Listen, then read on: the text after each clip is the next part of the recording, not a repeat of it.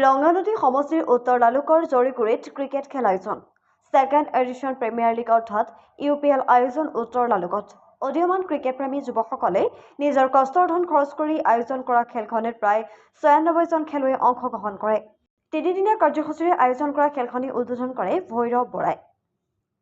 উত্তৰ লালুকৰ যুৱকসকলক ক্ৰীড়া ক্ষেত্ৰত আগুৱাই নিয়াৰ মানসেৰে উদ্যোক্তাই দীপক শইকীয়াক সভাপতিত্বৰ দায়িত্ব দি এই খেল আয়োজন কৰে। আজিৰ খেলৰ আৰম্ভণিত স্থানীয় শিক্ষিত তথা ক্ৰীড়াপ্ৰেমী ৰাইজৰ খেলখনিত উপস্থিত থাকি সমিতিৰ লগতে খেলুৱৈসকলক উৎসাহ যোগোৱা পৰিলক্ষিত হয়। ইয়াৰ উপৰিও খেলৰ আটাইকেইটা দিনতে সকলো ক্ৰীড়াপ্ৰেমী ৰাইজৰ সহায় সহযোগিতা আৰু আশীৰ্বাদ কামনা কৰে সমিতিৰ সম্পাদক কাছিম আলীয়ে।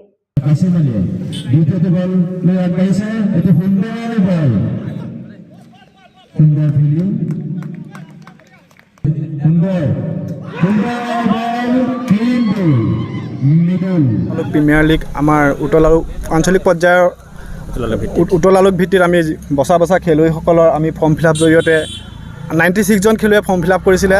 আমাৰ এই দুৰ্ভাগ্যৰ বিষয় যে আমাৰ 8জন ফাইনেন্সাৰ হোৱাৰ কথা আছিলে, কিন্তু কিছু প্ৰব্লেমৰ কাৰণে 8জন ফাইনেন্সাৰ নোহোৱাৰ কাৰণে আমি সকলো খেলুৱৈক খেলাব নোৱাৰিলোঁ। আমাৰ খেলুৱৈসকলৰ উৎসাহ দেখি আমাৰ বহুত ভাল লাগিছে, কাৰণ এইবাৰ 96 জন খেলুৱৈয়ে ফৰ্ম ফিল-আপ কৰিছে। ইয়াৰ পৰৱৰ্তী পৰ্যায়ত আমি আৰু ইয়াতকৈ বহুত ভাল উন্নত পৰ্যায়ৰ খেলাব পাৰিম বুলি আশা কৰিছোঁ। আমাৰ এই খেলখনত বিশেষকৈ কাছিম আলী আৰু দীপক শইকীয়াদেৱে বহুত অৰিহণা আছে, গতিকে মই তেওঁলোকক দুআষাৰ ক'বলৈ আহ্বান কৰিছোঁ।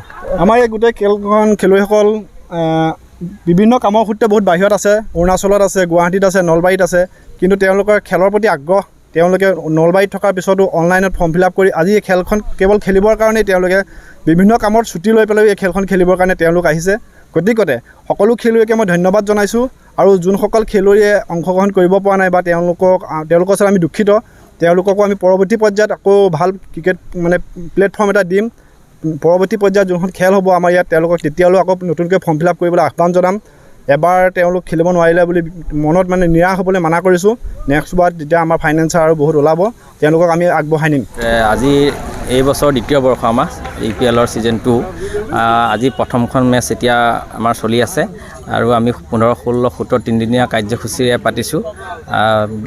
আমাৰ উদ্দেশ্যটো এটাই হ'ল, আমাৰ উত্তৰ লালুক ভিত্তিত আমাৰ বহুত নৱপ্ৰজন্ম খেলুৱৈসকল আছে, তেখেতলোকে কোনোদিন খেলিবলৈ সুবিধা পোৱা নাই।